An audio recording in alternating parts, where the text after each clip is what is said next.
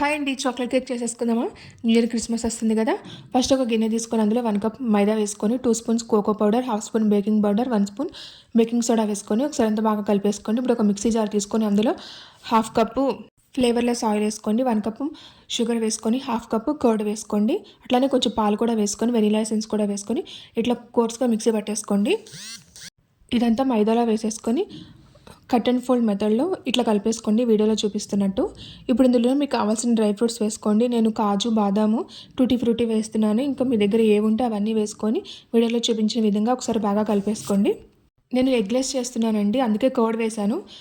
Egg కావాలంటే 3 eggs వేసుకోండి.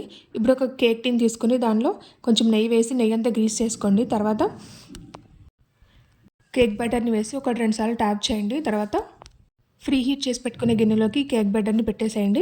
40 minutes తర్వాత చూసారంటే కేక్ అయితే రెడీ అయిపోతుంది. మీకు ఇంకా ఏ రెసిపీస్ కావాలో కామెంట్ చేసేయండి.